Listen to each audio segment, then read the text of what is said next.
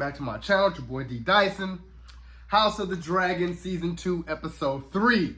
And we pick up where we left off, where both houses is trying to decide what they're going to be doing, how they're going to be doing, strategizing. The good old Game of Thrones of what we're going to be doing and how to play chess with the other side. To war then, as Aegon was saying. And we get to where Rhaenyra is counseled by Rhaenys and how that looks on, you know, what happened with the brothers, and she buries them, proper burial. But we get to House Blackwood, forgot the other one, and they always been beefing. Even in last season, they were trying to beef over Rhaenyra's hand. So you see that the ones in the green kills all the ones in the black. And I was like, whoa.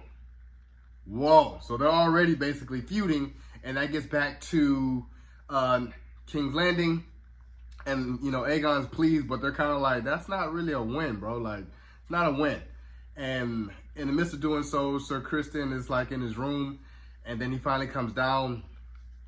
Like, his plan was to go ride to Harrenhal, basically get them on our side so we could start war. And Aegon was like, well, I'm gonna roll with you with Sunfire, and, you know, just in case any dragons come get you guys. And they were all like, no, don't do that. And in that essence, you seen Sir Loras Clubfoot, as House Strong was saying, kind of feeding the king his lies, feeding him like the little, oh, they're saying this about you, they're saying this about you, like, yeah, you know, you're not really, like, basically not being the king that you should be.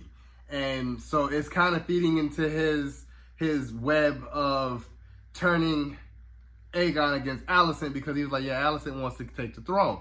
Only because Alicent's not rocking with him anymore. So he's basically poisoning the king's ear. On the other side, I see Rhaenys and Corlys talking as they're trying to name a successor. And he's not really trying to hear it, because even like with their grandkids, he's kind of like, oh, I mean, not their grandkids, but like their nieces, and he's kind of like, nah, they don't know ships, they don't know this. So it's like, nah, I'm not gonna leave all this to them. And she's trying to be like, dude, what happens if we're not here? Like, we're not here. I want to make sure that we both agree on leaving a successor.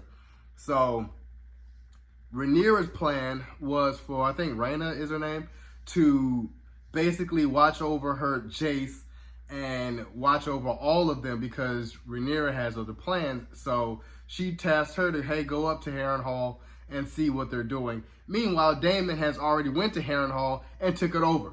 And he's there, but they never fought with Daemon, because they already pledged their allegiance with Team Black. So he's there already chilling, but no one really knows where he is, but he's already there. Sir Criston goes off, and there's a little bit of tension between him and Alicent, but he's kind of like off doing his own thing. And this is the very first episode we do not see Sir Otto.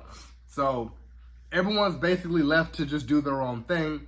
And I loved that scene where Sir Criston kind of noticed that, I think Moondance was in the sky with Rhaenyra, what's her name?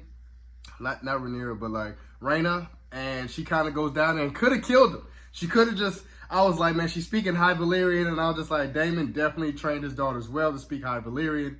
And she could have got him, but she didn't. And she left. And I was like, man, you could have got Sir Criston. I was like, please say Dracarys when you just on him like that. But I was like, it's looking like this is definitely going to be a one for the ages, because they're stalling when it comes to this war. We're only on episode 3. I feel like next episode, Rhaenys may be falling, especially the Battle of Harrenhal. It's going to be, I think, her and Daemon going to be there, and I think she's going to fall, and that's when Corlys is going to be like, nah, we need to do something because my wife is gone. So I'm here for it. Then the last final part of this was Rhaenyra talking to, I want to call her Melisandre, but it's like Melis or something like that. And she told her how to get into the Red Keep, and was like, yeah, Alicent goes outside the Red Keep and goes praise.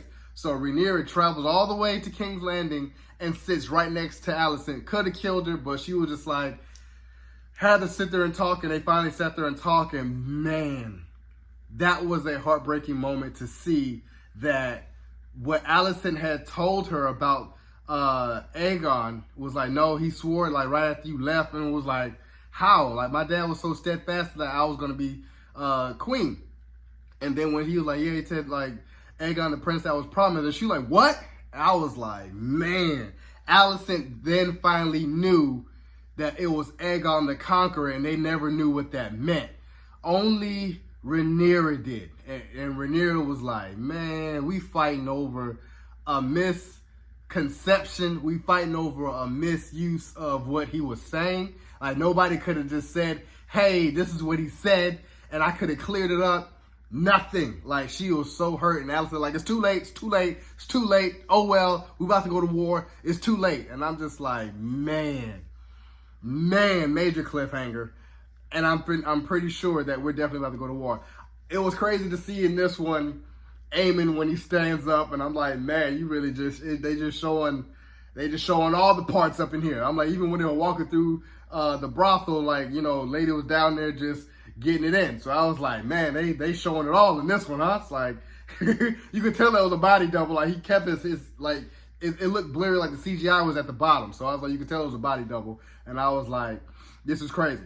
So, you guys enjoyed my review of House of the Dragon, Season 2, Episode 3. Subscribe to my channel, post a comment down below, and like the video. It's your boy, D. Dyson. Peace.